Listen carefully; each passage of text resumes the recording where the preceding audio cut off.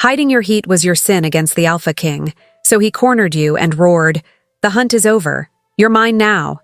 An original story by Maggie Reed. Prologue. There are sins an Omega cannot commit before her Alpha: disobedience, disrespect, refusing to bow. But Elara's sin was different, deeper, unforgivable in the eyes of the ancient laws governing werewolves. She dared to hide her own nature. For 26 years, Elara lived as a ghost among her own kind, an unremarkable beta, invisible, safe in her carefully constructed lie. The suppressors burned her throat every morning, but it was a small price to pay.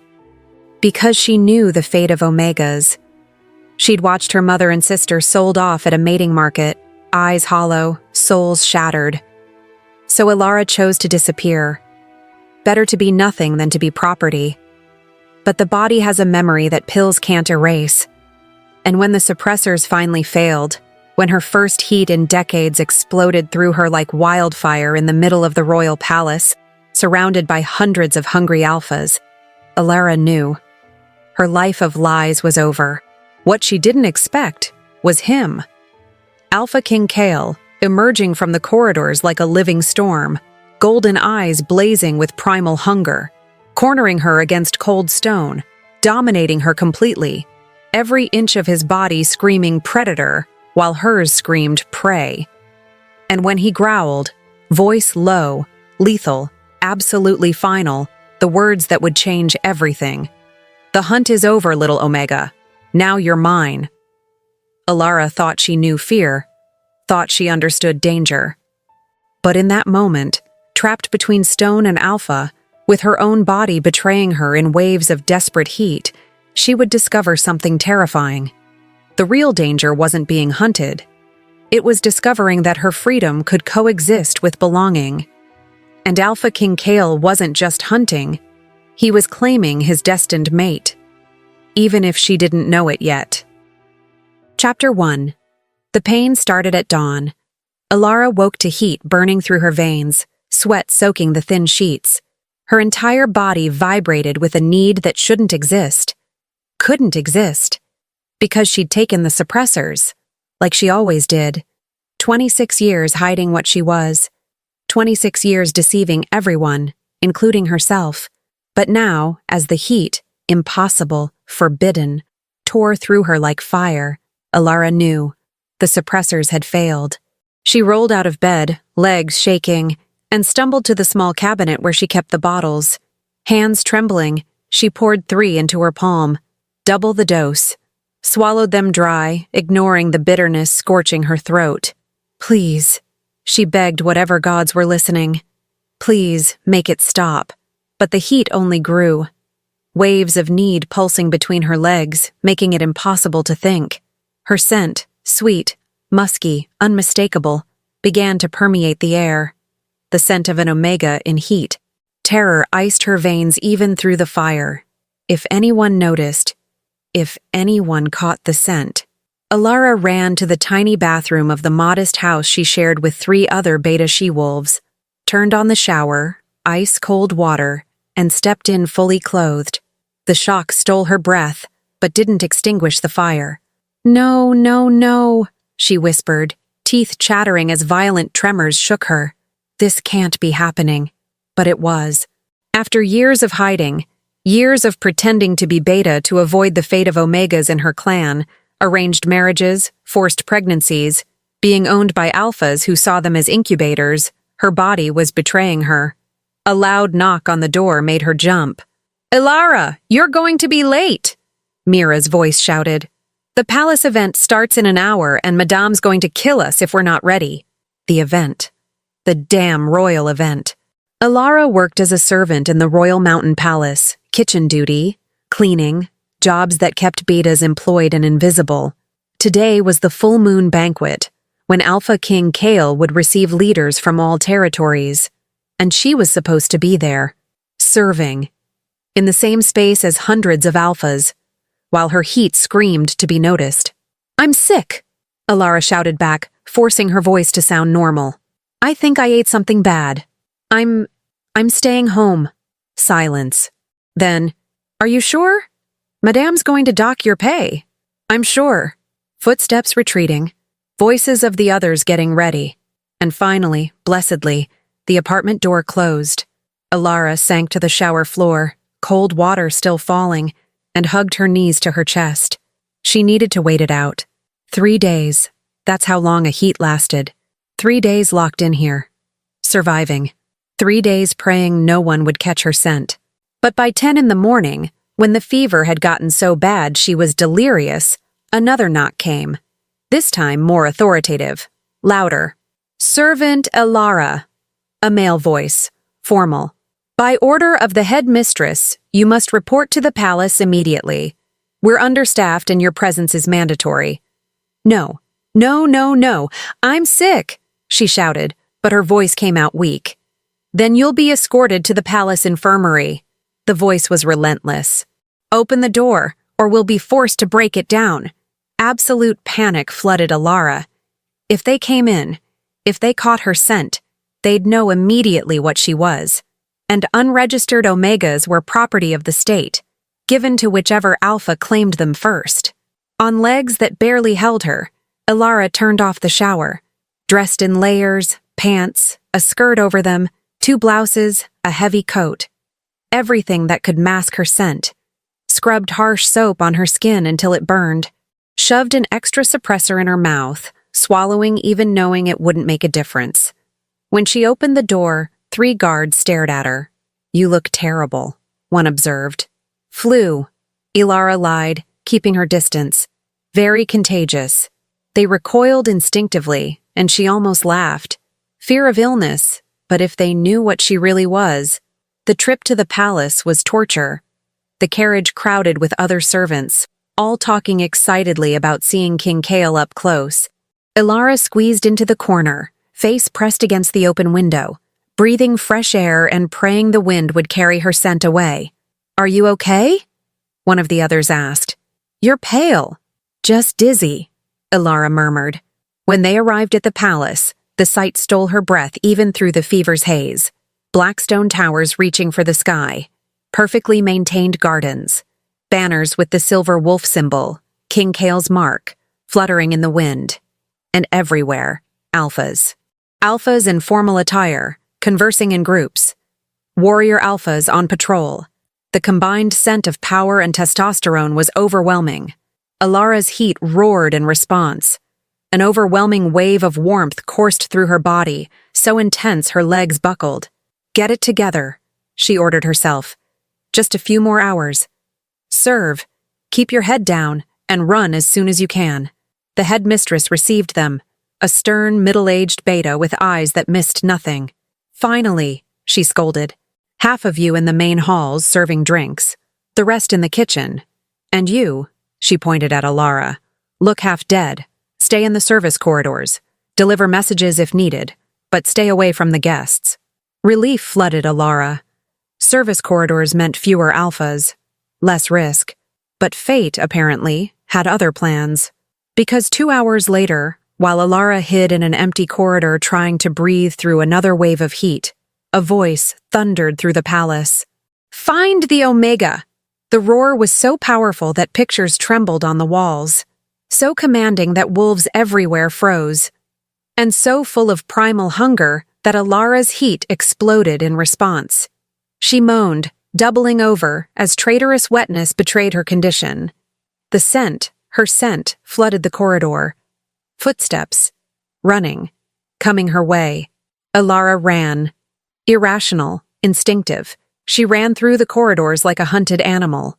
Turned corners, descended stairs, desperately seeking an exit. Any exit. But the palace was a labyrinth, and she was feverish. Weak. She hit a dead end. Locked door ahead, stone walls on each side. And then he appeared. Tall. Broad shoulders filling the corridor. Eyes blazing gold, not human.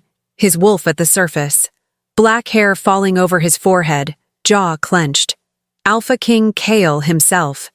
And he was looking at her like a predator who'd finally cornered his prey. Found you, he growled, advancing slowly. Each step deliberate, menacing. The ghost Omega who thought she could hide her scent from me. Elara pressed herself against the door, legs barely holding her. I didn't. You lied. Closer. She could see the tension in every muscle, contained violence about to explode. Pretended to be beta. Took illegal suppressors. Hid your heat like it was a sin.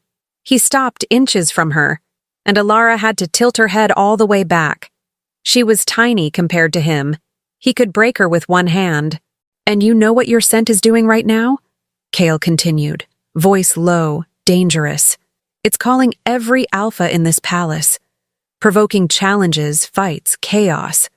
Because you, little liar, are going into the most potent heat I've ever scented. Tears burned in Elara's eyes. Please, I didn't mean to. I just wanted to be free. Free? Something darkened in his eyes. Free to deny your nature? Free to risk being claimed by any alpha who passed by? He leaned in, face inches from hers. His scent, pine, winter, pure dominance, enveloped her, and her heat sang.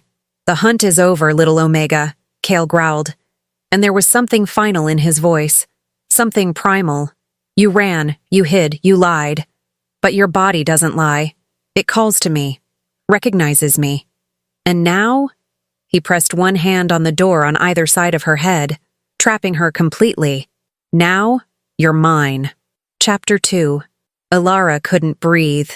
Alpha King Kael dominated her completely, massive body blocking any escape, masculine scent so potent it made her head spin. And the way he looked at her, like a hunter who'd finally caught his prey. I'm not yours, she managed to say, even as her body betrayed her, responding to the alpha's dominance against her will. Your body disagrees. His eyes, golden, feral, traced her face, her neck, stopping where her pulse beat frantically. I can smell you. Sweet, pure, absolutely intoxicating. And underneath? Fear. But not of me, little Omega. Of yourself. He was right. And Elara hated him for it. Hated that her body responded even while her mind screamed to run. Hated that part of her, primal, instinctive, wanted to bow, to submit to this devastating alpha. Please, she whispered. Just let me go. I'll leave.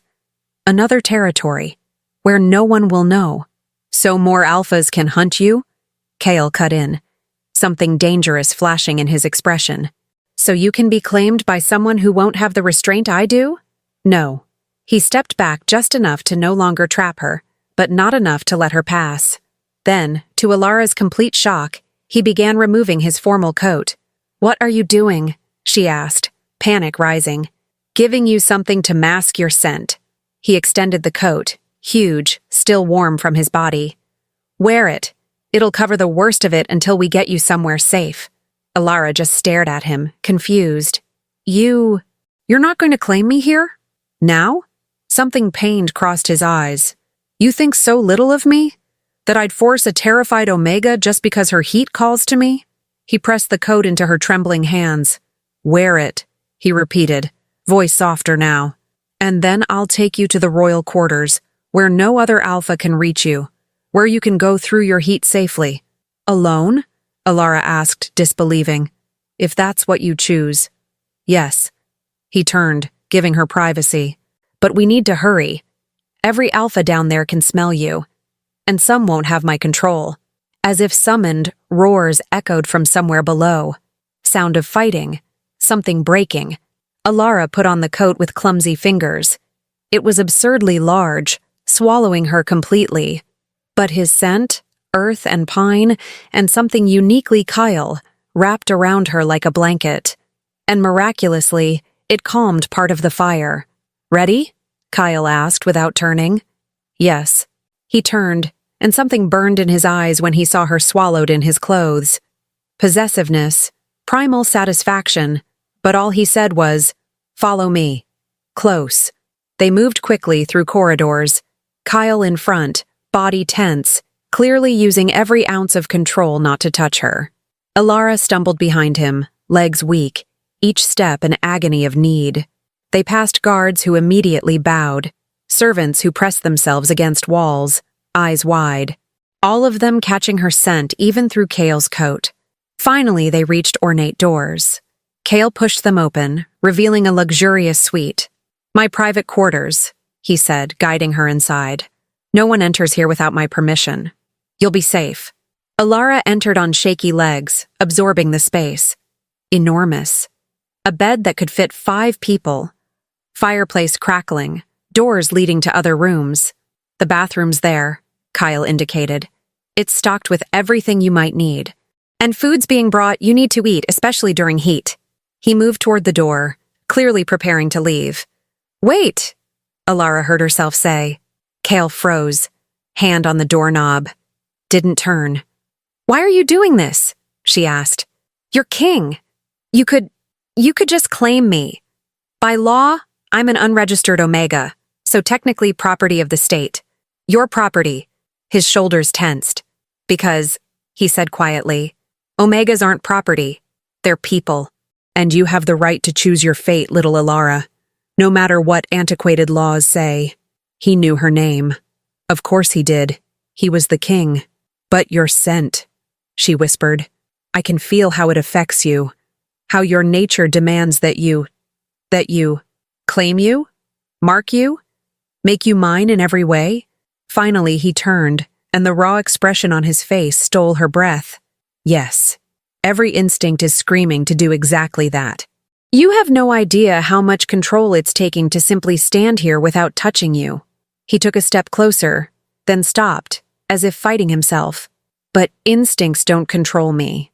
And I won't claim an Omega who sees me as a prison, as a predator, as everything she's run from for years." The truth in his words cut through the fever's fog. This alpha, this powerful king, was restraining himself. For her. "I don't understand," Elara said, unexpected tears burning. "Why? You don't even know me. But I want to." His eyes held hers. "And not like this. Not with you terrified and just reacting to heat. I want, if there's something between us beyond chemistry, I want it to be real." Another wave of heat hit Elara, and she moaned, doubling over. Immediately Kael was there, catching her before she fell. The touch triggered electricity between them. Elara gasped, and Kael made a low sound that echoed deep within her. Then, with visible effort, he placed her on the bed. "Stay here," he said, voice hoarse. "Get through the heat. And after we talk." "And if I don't want to talk?" Elara challenged even through the pain. "If I just want to disappear?" Something dark crossed his face. "Then I'll let you. But," he leaned in, and there was promise in his eyes. "Something tells me you won't want to, because your wolf recognized mine, just as mine recognized yours." He forced himself back to walk to the door. 3 days, he said. "I'll give you 3 days without interference. But Elara, after that, we're having that conversation. And you're going to explain why an Omega so obviously powerful hid for so long." The door closed behind him with a final click, and Elara collapsed on the bed, engulfed in his scent, body screaming for relief, and cried. Because for the first time in her life, an alpha had given her choice, and she didn't know what that meant. Chapter 3. 3 days in hell. Elara went through the heat alone in those luxurious quarters, and it was agony. Her body begged for an alpha, specifically for the alpha whose scent saturated every surface, but she refused to call him, keeping his word. Food appeared at regular intervals, left by silent servants. Fresh water, clean clothes, everything provided, but Kael never appeared. On the morning of the 4th day, the fever finally broke. Elara woke weak, but clear-minded for the first time since it all began. She dragged herself to the bathroom and sank into a hot bath, washing away days of sweat and desperation. When she emerged, she found clothes waiting. Simple but quality. A dark blue dress, comfortable, modest, and a note. "When you're ready, join me for breakfast. Or don't. The choice is yours. K." Elara stood holding the note for a long time. She could just stay here, or ask to be taken away. Kael had given her the power to choose, but curiosity and something deeper she didn't want to name pulled her. She dressed, braided her damp hair, and opened the door to the quarters. A guard waited outside. He bowed when he saw her. His Majesty requested that I escort you to the private breakfast room, if you wish. Majesty? As if Elara were important. She followed the guard through corridors.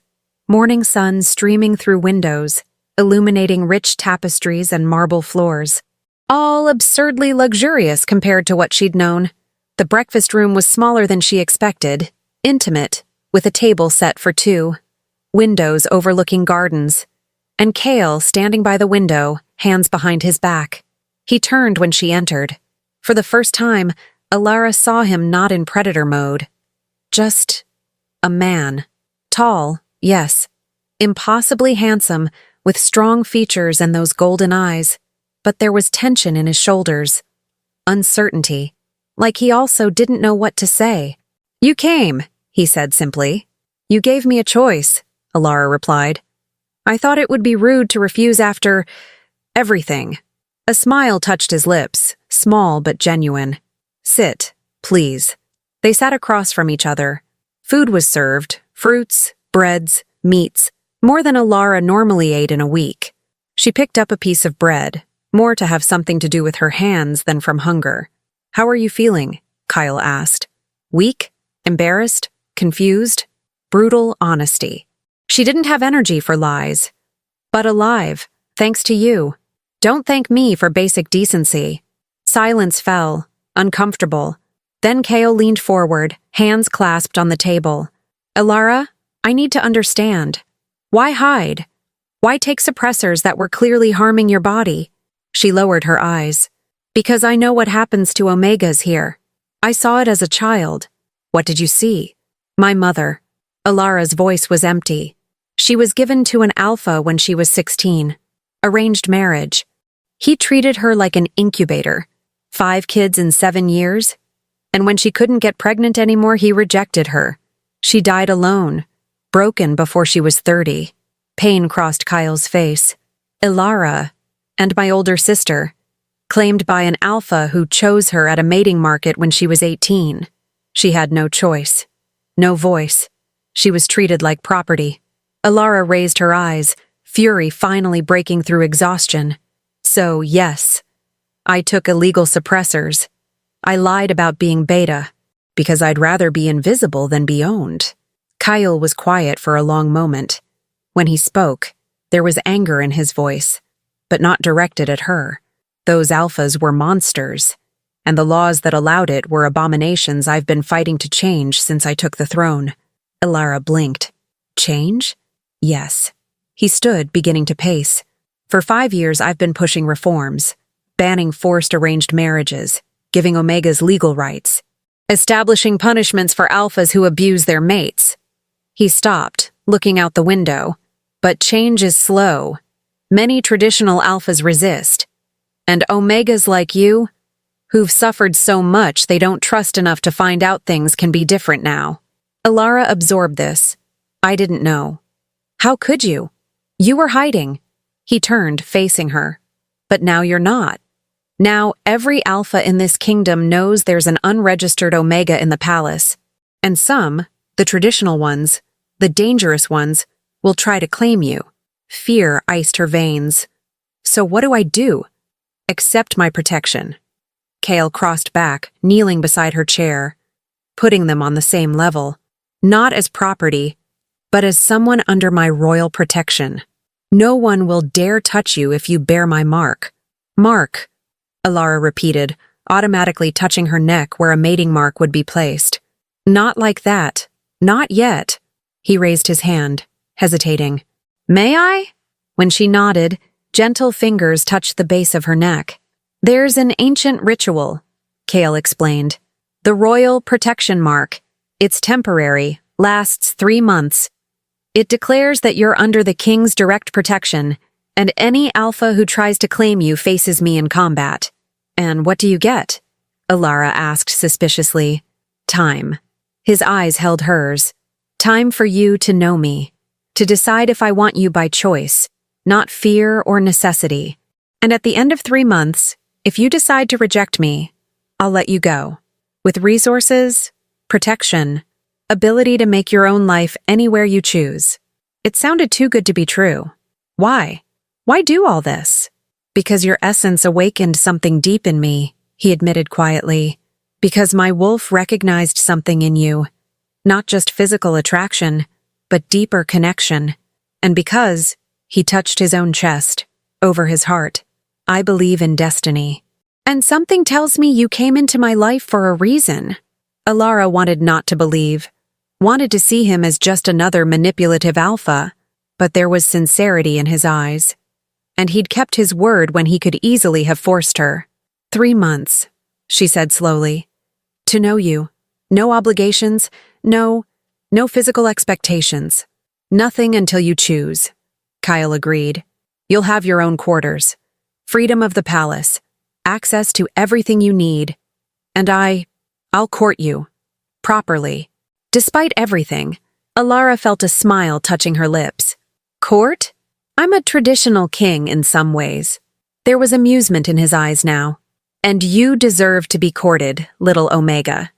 You deserve flowers and conversations, and to be treated as precious, not just claimed. Something warmed in Elara's chest. Hope, maybe. Or the beginning of trust. All right, she said. 3 months, but if at any point I want to leave, I'll personally escort you wherever you want to go. Elara took a deep breath. Then yes, I accept your protection mark. The smile that lit Kael's face was devastating. Thank you for giving me a chance. And when he extended his hand, not demanding but offering, Elara, for the first time in her life, chose. She placed her hand in his, and ignored how right it felt. Chapter 4. The protection mark was applied that afternoon. Elara stood in a ceremonial room, surrounded by witnesses, Kael's advisors, some high-ranking alphas, all watching with expressions ranging from curiosity to poorly disguised disapproval. Kael entered wearing full formal attire, a simple crown on his head. He looked every inch the king, powerful, untouchable. But when his eyes found Elara's, there was warmth in them. An elder stepped forward, carrying an ornate box. When he opened it, it revealed a silver bracelet worked with symbols Elara didn't recognize. The royal protection mark, the elder announced. Granted only to those the king deems worthy of absolute protection. Once applied, any aggression against the bearer is aggression against the king himself. He looked at Elara. You, Omega Elara without surname, accept this protection?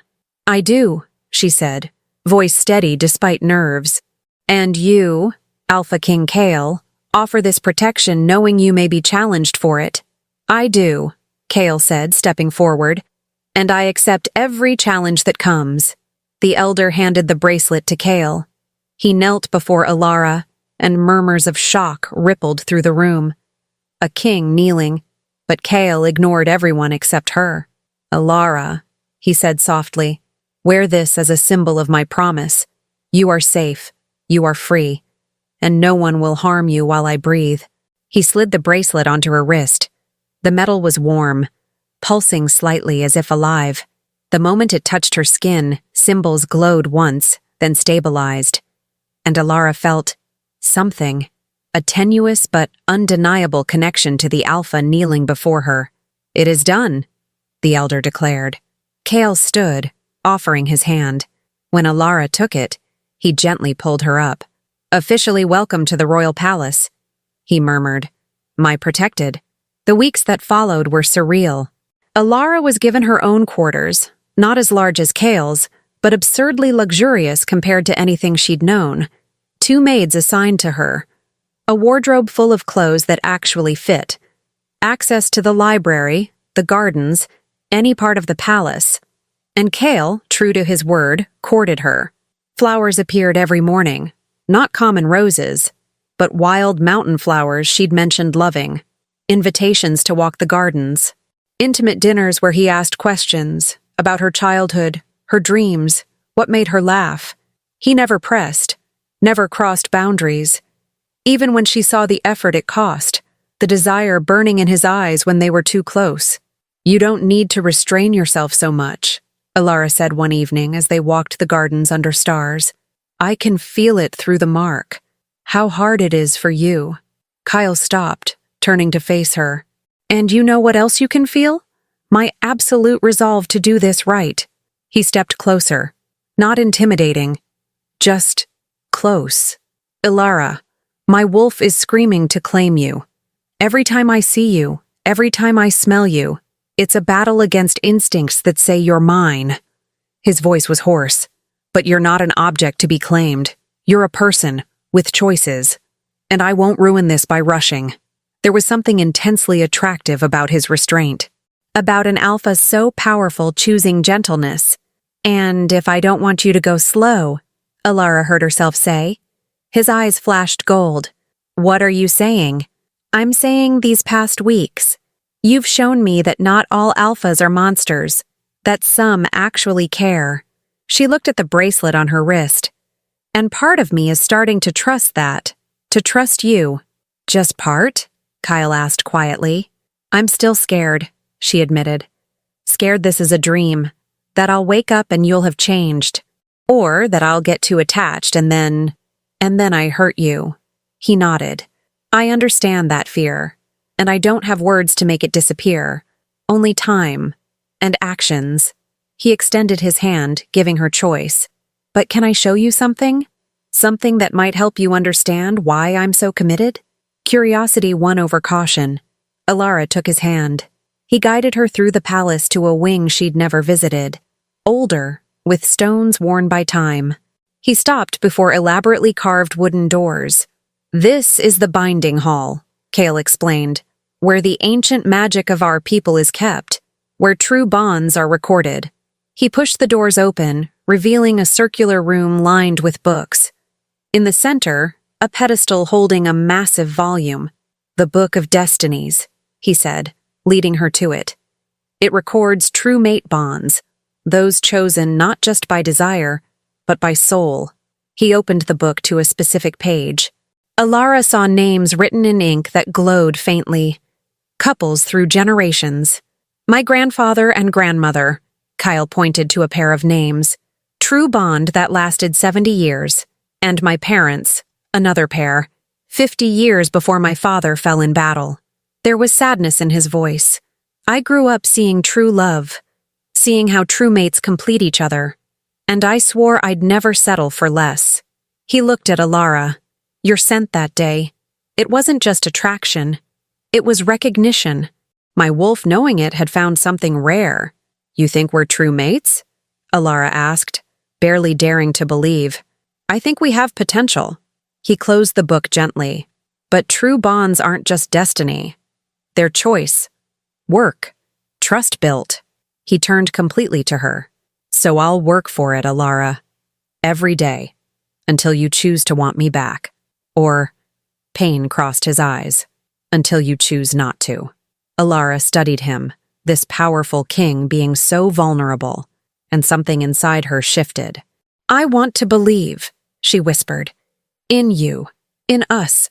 But I'm still so scared. Then we have time, Kael said. 2 months still. Use them. Know me. Test me. And at the end, make your choice with a complete heart. But time, as it turned out, wouldn't be so simple. Because the next morning, Elara woke to alarms blaring through the palace and found guards running, weapons ready, and Kael in his most dangerous mode. What's happening? She asked when she reached him in the main hall. He turned, jaw clenched. Challenge. Alpha Zarin from the Wildlands heard about you, and he's invoking ancient right of Omega claim. Terror iced Elara. What does that mean? It means, Kael said, fury blazing in his eyes, he wants to fight for you, and by ancient law, I'm bound to accept. Chapter 5. The combat arena was set up in the palace's central courtyard. Elara stood on an elevated platform, flanked by guards, forced to watch as hundreds of wolves gathered. Everyone wanted to see the Alpha King defending his protected against a challenger. You don't have to do this, she'd begged Kael earlier while he prepared. I can just leave, disappear before the fight starts. And be hunted by him for the rest of your life? Kael had said, checking the bindings on his wrists. No. Zaron is known for his cruelty. If you leave the palace now, he'll follow, and won't stop tormenting you. He'd turned, cupping her face in his hands. Trust me. I'll end this. Now watching Zeron enter the arena, massive scars covering bare arms, a smile showing too many teeth, Elara wasn't so sure. King Kael, Zeron roared, voice carrying. I thank you for accepting my challenge. Though I must ask, is an Omega who isn't even officially yours worth fighting for? Murmurs rippled through the crowd. Zeron was right. Elara had no mating mark, just the protection mark. Kael descended to the arena, moving with predatory grace. She's under my protection. That's enough. Protection, Zeron spat. Pretty word for possession, but if you haven't claimed her properly, then she's fair game. He turned, eyes finding Elara across the distance. And what an Omega. I can smell her even from here. Sweet, pure, perfect to carry my lineage. Rage exploded through the bond with Kael, so intense Elara gasped. Through the mark she could feel his emotions, and now she was feeling murderous fury. Rules are simple, the arbiter announced. First to yield or first blood. Winner gains the right to claim the Omega. Begin. They exploded into movement. Elara could barely follow. Two alphas at full strength, colliding with force that made the ground shake. Punches that would have killed normal men. Claws slashing, seeking vital points. Zeron was brutal. Pure savage strength. But Kael was trained. Precise. Every movement calculated. Blood was spilled. First from Kael, a cut slashing across his shoulder. The crowd roared. Through the mark, Elara felt his pain. Sharp, burning. She bent over, hand flying to her own shoulder. Majesty? A guard asked, concerned. I'm fine, she lied, forcing herself upright. But she wasn't. Every blow Kael took, she felt as an echo. The fight continued. Brutal. Relentless. Zeron managed to knock Kael down, hands closing around his throat. Yield! He roared. She's not worth your life. But Kael didn't yield. Instead, his eyes found Elara's across the arena, and she saw a choice being made. Kael shifted. Not completely. Full transformation was forbidden in formal duels. But partially. Claws lengthening, fangs extending, eyes blazing pure gold. With a roar that echoed through the palace, he launched Zeron away. What followed was devastation. Kael was everywhere at once, faster, stronger, completely relentless. Within minutes, he had Zeron on the ground, claw pressed against the other alpha's throat. Yield, Kael growled. It wasn't a request. It was an order.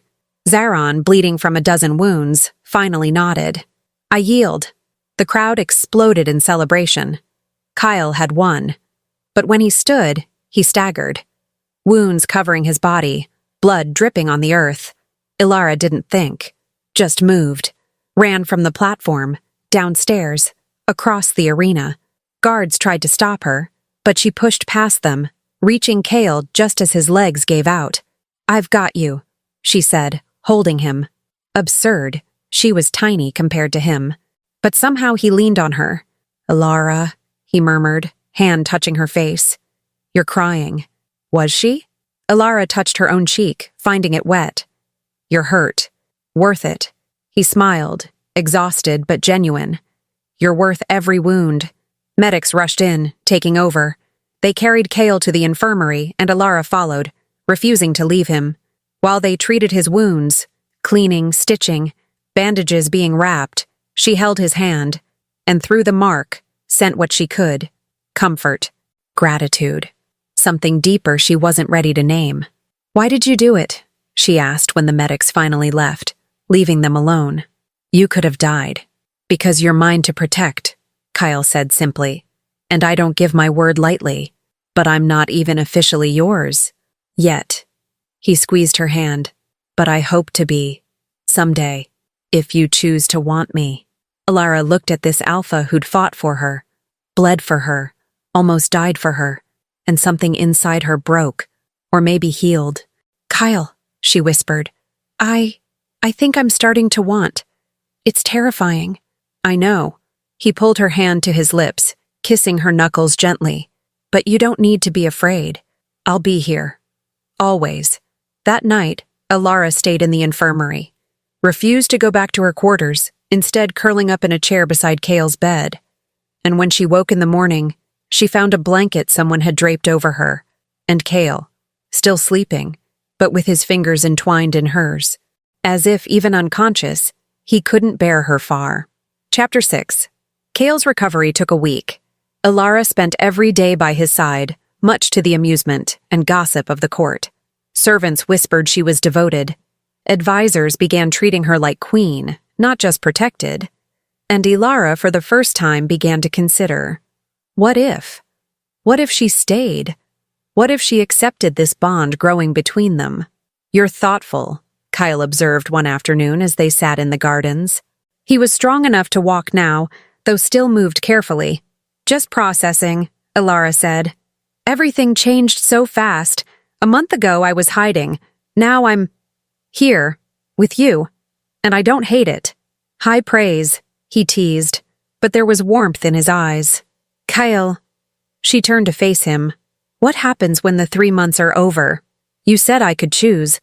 But if I choose you, what does that mean exactly?" He became serious.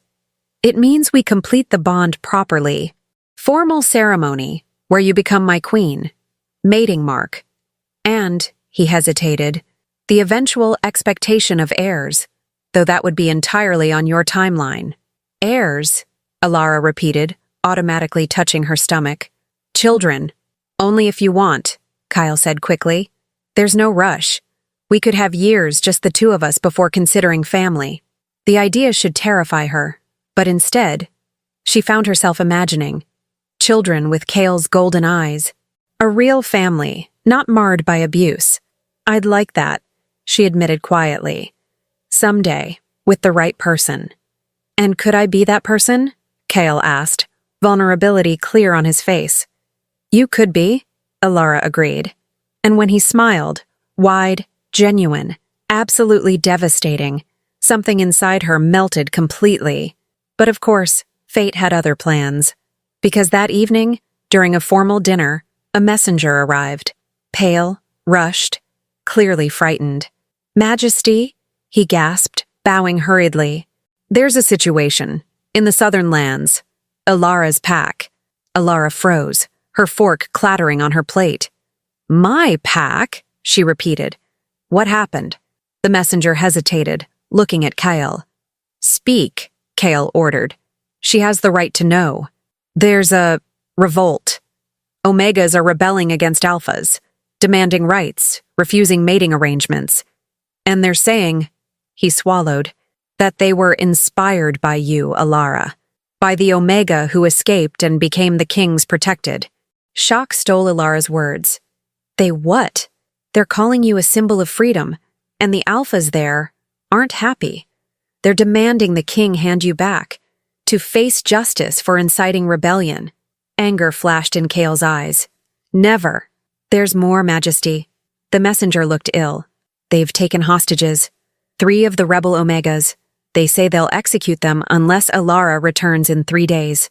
The world tilted. Elara felt bile rise in her throat. "They'll die? Because of me?" "It's not your fault," Kael said immediately, grabbing her hand. "You didn't ask to be a symbol." "But I am." She pulled her hand away, standing. "They're rebelling because they saw escape was possible. And now they'll die for it." She started pacing, mind racing. "I have to go. I have to turn myself in. It's the only way to save them." "Absolutely not," Kael roared, standing too. Winced at the movement, still injured from the fight with Zarin. "You think I'll allow you to throw yourself at the mercy of alphas who want to make an example of you? 3 she-wolves will die, and 1 will die if you go." He crossed to her, gripping her shoulders. "Elara, think. The moment you cross that border without my protection, they'll take you, torture you, kill you. And the hostages? They'll probably kill them anyway just to make a point." Horror iced her veins. "So what do we do? Just let them die?" "No." Determination hardened his face. "I'll go, with full army. I'll crush this insurrection, free the hostages, and implement my reforms by force if necessary. You're still injured. I'll survive." He gently touched her face. "But you need to stay here. Safe. Protected." "No." Elara straightened her shoulders. If you go, I go. They need to see I haven't abandoned them. That I'm not just a distant symbol, but someone willing to fight alongside them. Elara, you said I was your equal, she reminded him. Then treat me as such. Let me fight for those who are fighting for me. Conflict crossed his face. Then, slowly, he nodded. All right. But you stay close to me always. And if things get dangerous, he squeezed her hand. You run. Promise me. I promise, Elara agreed, even knowing it was a lie, because she'd already decided. If someone had to sacrifice themselves to save those Omegas, it would be her. After all, this had started because of her. It was only fair it ended the same way. Chapter 7. They traveled at dawn, Kael leading an army of 50 warriors. Elara at his side, wearing light armor Kael had insisted on. Just a precaution, he'd said, but she saw worry in his eyes. The journey to the southern lands took 2 days, and with each mile, the knot in Elara's stomach tightened. Her old pack, where she'd spent 26 years being nothing, and now she was returning as, what? The king's protected? Symbol of rebellion? Traitor? You're quiet, Kael observed as they rode side by side. Thinking, Elara admitted. About what we'll find. About whether I can actually make a difference. You already have, he said. Just by existing, by refusing to bow, you inspired others. That's powerful, Elara. Or dangerous. Sometimes, he agreed. They're the same thing. When they reached the borders of the southern lands, they were met by a delegation. Alpha Marcus led, an older man Elara vaguely remembered. He'd been leader when she was young, before his son took over. King Kael, Marcus said, bowing, but there was tension in his shoulders. We didn't expect armed intervention. And I didn't expect alphas under my rule to take hostages, Kael retorted, voice cold. Release the Omegas. Now. With all due respect, Your Majesty, this is an internal matter. Not when it involves my protected. Kael gestured to Elara. This Omega is under my mark. By using her as an excuse for violence, you disrespect me. Marcus's eyes found Elara, and she saw recognition, and poorly hidden contempt. So, the rumors are true. The weak little Omega who hid became the king's pet. Elara felt Kael tense, but she touched his arm. Let me. She dismounted, walking until she stood face to face with Marcus.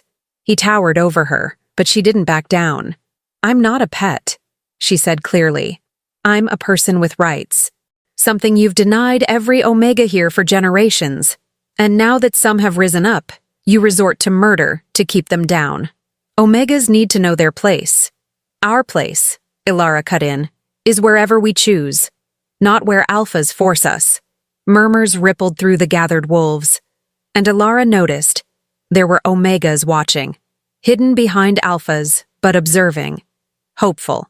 Release the hostages, she said, and then we'll talk. About reforms. About giving Omegas here the same protections that King Kael has been implementing elsewhere. And if we refuse? Marcus challenged. Then my army will ensure it, Kael said, moving to stand beside Elara. United. Peacefully if possible, by force if necessary. Tension crackled in the air. For a moment, Elara thought there would be a fight. Then a voice called from the trees. Alpha Marcus! A young wolf emerged, looking terrified. The Omegas. They escaped. What? The hostages. They broke their ropes, overpowered the guards, and fled into the forest. And there's more. Omegas from across the pack are joining them. They're refusing to return unless their demands are met. Chaos erupted. Alphas roaring orders running toward the forest. And Elara saw her chance. Kael, she whispered, I need to go to them. The Omegas. Before more violence happens. Absolutely. Please. She grabbed his hand. Trust me, I'll be safe. But they need to see I'm not just with you, I'm with them. Conflict crossed his face. Then, reluctantly, he nodded. I'm sending guards with you. 2, Elara negotiated. More will scare them. She moved quickly, 2 warriors following at a distance, heading into the forest. Following the sounds of female voices, she found them in a clearing, at least 20 Omegas, some holding makeshift weapons. The 3 hostages in the center, embracing. When Elara appeared, they all froze. "You came," one of the hostages whispered. "Young, no more than 18. The legends, they said you'd escaped." "I did," Elara confirmed, walking slowly so as not to frighten them. "And I found freedom, and now I'm here because you deserve the same. The Alphas will never allow it. Then we'll force them to. King Kael brought an army, and the power to implement changes." She looked at each face. "But I need to know. What do you want? Really want?" "Choice," the oldest Omega said. "The right to choose our mates, to refuse arrangements, to have a voice in our own destinies. Then we'll fight for it," Elara promised. Together. But before she could say more, a scream echoed from the camp's direction. Elara ran back, Omegas following. She emerged to find chaos. Fighting had broken out. Traditionalist Alphas versus Kael's warriors, and in the center, Kael fighting 3 Alphas at once. Zeron's wounds hadn't fully healed. She saw when he stumbled, when a blow hit him too hard. "No!" Elara screamed, running forward. One of the attacking Alphas saw, turning toward her. "The Omega! Get her!" He charged. And Elara, without weapons, without training, just reacted. She shifted. For the first time in her life, she allowed her wolf form to emerge completely. Small, yes, but fast, agile. She dodged the attack, biting the Alpha's leg. He roared, falling. And then Kael was there, finishing the fight with efficient brutality. When silence fell, all attackers defeated or surrendered, Kael turned to Elara. She'd shifted back, naked except for the half-loose armor, trembling, but whole. You shifted," he said, admiration in his voice. "I never saw you." "I know." Elara hugged herself. "I always hid it, but not anymore. Not when you needed me." He crossed to her, wrapping her in his coat, pulling her against his chest. "You're incredible," he murmured into her hair, "and completely insane for risking yourself like that." "Learn from the best," she shot back. And despite everything, the violence, the chaos, the danger, she smiled, because for the first time, she hadn't hidden. She'd fought, and she'd won. Chapter 8. The negotiations took 3 days. Kael imposed reforms on the southern lands with a firm hand. Forced mating arrangements were banned. Omegas received legal rights, property, voice in councils, protection from abuse. Some Alphas resisted. They were removed from power. And through it all, Elara stood beside Kael, not as a silent trophy, but as the voice of Omegas, speaking in councils, demanding change. "You're a natural at this," Kael said one evening as they reviewed documents in a temporary tent. "Leadership. Or maybe I'm just passionate," Elara countered, but warmth touched her face at the praise. "Passion makes great leaders." He looked up from the parchment. "Elara, I need to tell you something." The serious tone made her heart race. "What?" "The 3 months." He set down his pen. "They end in 5 days." "Oh, the protection mark deadline." "I know," she said quietly. "I was hoping you'd forget." "I'd never forget." He stood, crossing to her. "Because every day has been torture waiting, wanting to ask, but also afraid of the answer." He stopped before her, and there was raw vulnerability in his eyes. "Elara, have you decided if you want to stay or go?" The weight of the question settled between them. She started, then stopped. "Because honestly, I'm terrified. Of me, of how right everything feels." She looked at the bracelet on her wrist, the mark that bound them. "That maybe I'm falling, and if I fall completely, you could devastate me." "I could," Kael agreed, "just as you could devastate me. That's the risk of true love, little Elara. But it's also the reward." He took her hands, intertwining their fingers. "These 3 months, you've turned my world upside down, made me laugh, made me think, made me want to be better. And yes, my wolf still screams to claim you. But more than that, my heart just wants you. Your smiles, your sharp opinions, Your crazy courage. Tears burned in Elara's eyes. Kael, you don't need to answer now, he said. You have 5 days. Use them. And then tell me, stay or go.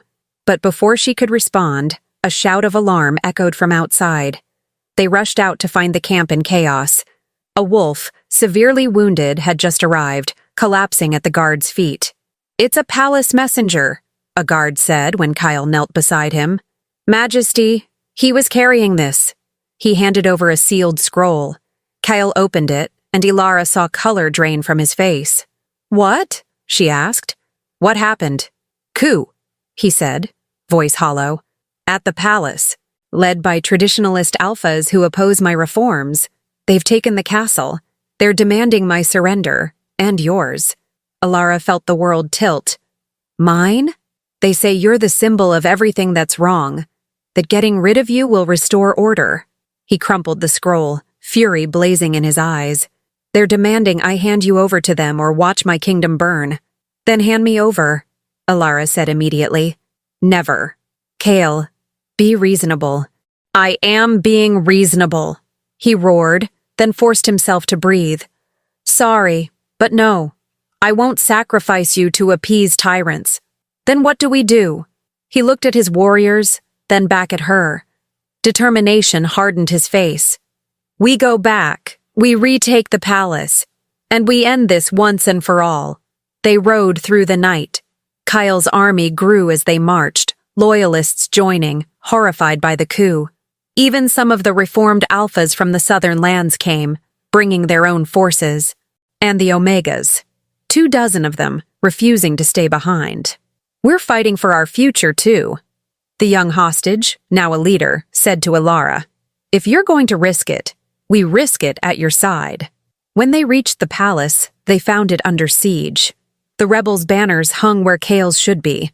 Loyal guards imprisoned or dead. How do we get in? Elara asked, studying the fortified walls. There's a way, Kael said. Secret passage that only the royal family knows. Leads straight to the royal quarters. If we can get inside, we can open the gates for our forces from within. He looked at her. But it's dangerous. Narrow. If we're caught, then let's not get caught, Elara said. Show me. They went with only 5, Kael, Elara, and 3 of his best warriors. The rest would wait for the signal. The passage began in a cave a mile away. Dark, damp, claustrophobic. They crawled through it for hours, torches providing minimal light. Elara stayed close to Kael, his scent anchoring her in the darkness, and through the mark she felt his emotions. Fear, not for himself, but for her. Determination. And something deeper. Love. He loved her. She knew it as absolute truth. And God's help her, she loved him back. Finally, they emerged in a hidden room behind a tapestry in Kael's quarters. They heard voices outside, rebels searching the room. 2 guards, Kael whispered, fast and quiet. They moved. Elara stayed back while the warriors neutralized the guards.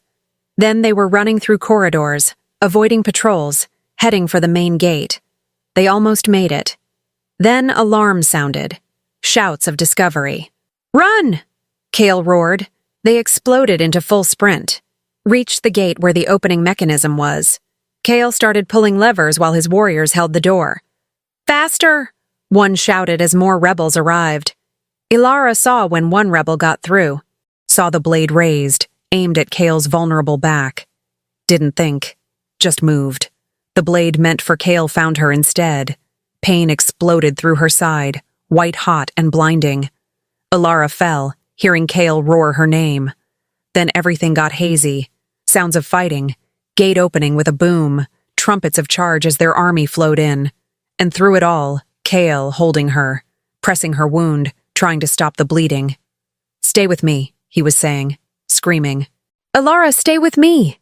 Sorry, she whispered. Guess I don't have 5 days to decide. Don't talk like that. Tears on his face now.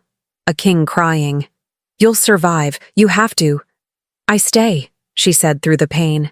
My answer, I stay. With you, always. And then darkness claimed her. Chapter 9. Elara woke to blinding light. blinked, trying to focus. White ceiling, smell of medicinal herbs, throbbing pain in her side. "She's awake?" a voice said. "Margaret?" "No, someone younger." Then Kael was there, filling her vision. He looked terrible. Bloodshot eyes, pale face, clothes stained with blood. Her blood. "You're awake," he whispered, hands trembling as he touched her face. "Thank the gods you're awake." "How long?" Elara managed to ask, voice hoarse. 3 days. You lost so much blood. The doctors didn't know. His voice broke. Didn't know if you'd survive. But I did. She tried to sit up, moaning when pain shot through. "Don't move," Kael ordered, gently pressing her back. "You're still healing." "The palace?" "Secured. The rebels were defeated. Leaders are imprisoned." His hands were still on her, as if afraid she'd disappear. "You saved everything, Elara. If you hadn't protected me, if we hadn't opened that gate, then it was worth it," she said. "No." His eyes were fierce. "Nearly losing you wasn't worth anything. Absolutely nothing." He leaned in, forehead resting against hers. "When you fell, when I saw the blood, something in me broke. And I knew that without you, no throne, no kingdom, nothing mattered. You became my entire world." Tears slid down Elara's face. "Kael, you said you'd stay," he continued. "Before you passed out, you said you'd choose to stay.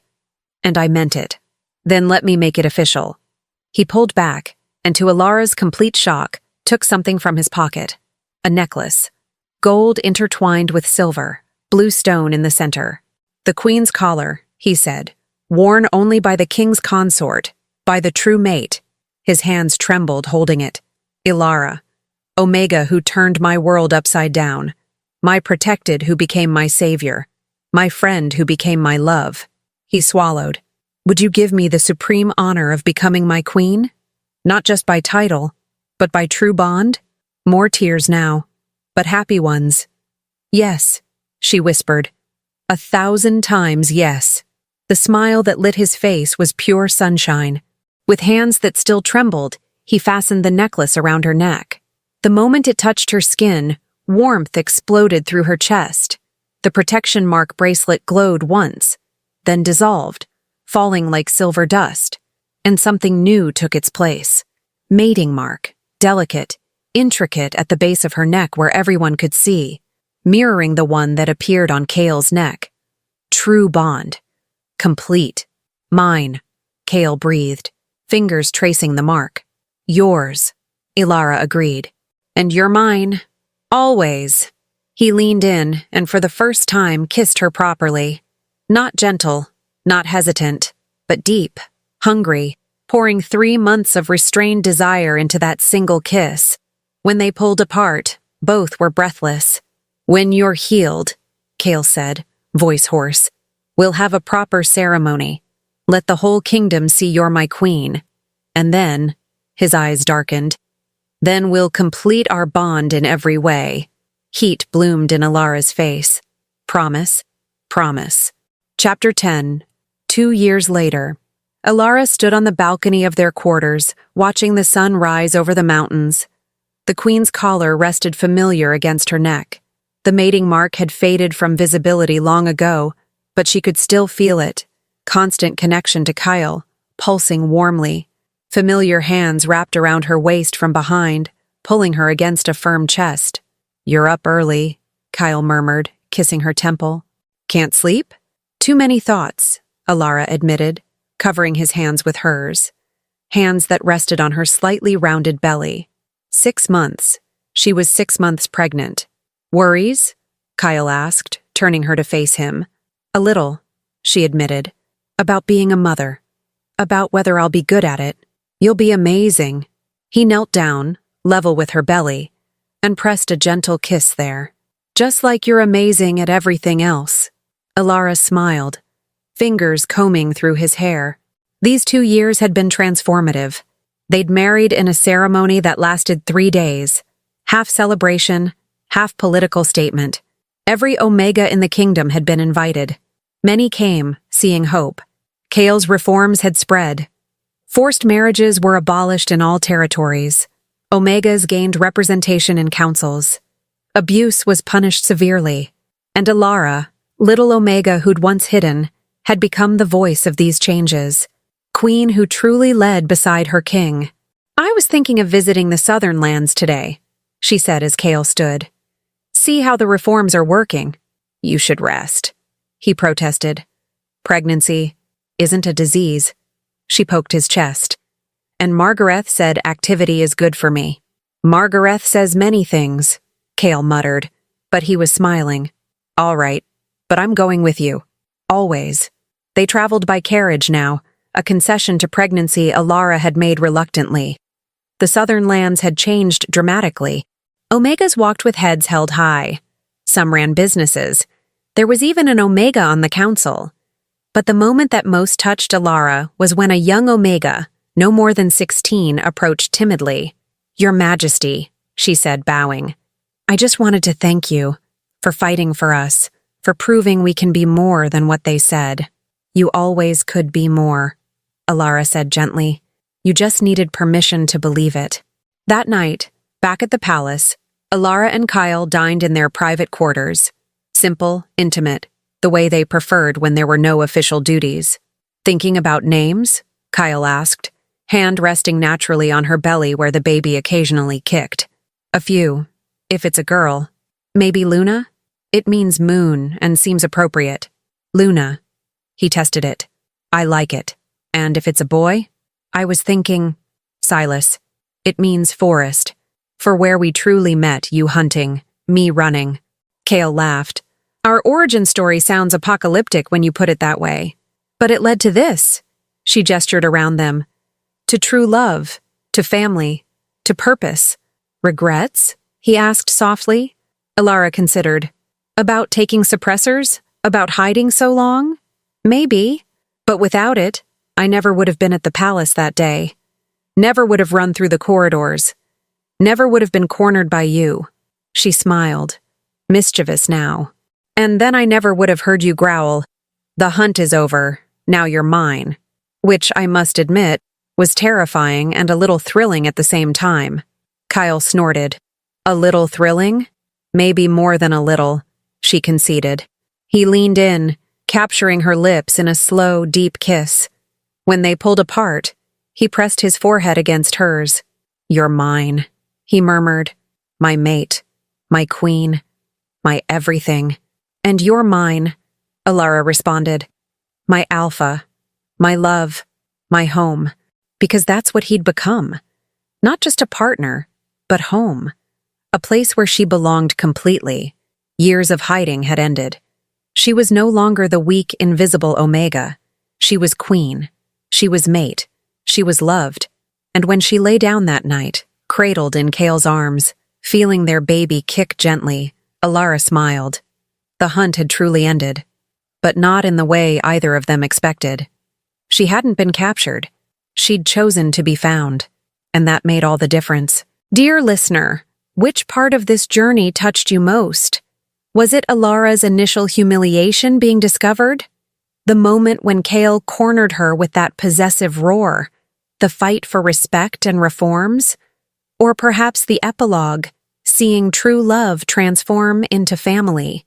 Comment below what your favorite moment was. And if you want more stories like this, strong Omegas, devoted alphas, and unique magical elements like the Royal Protection Mark, let me know. Until the next story.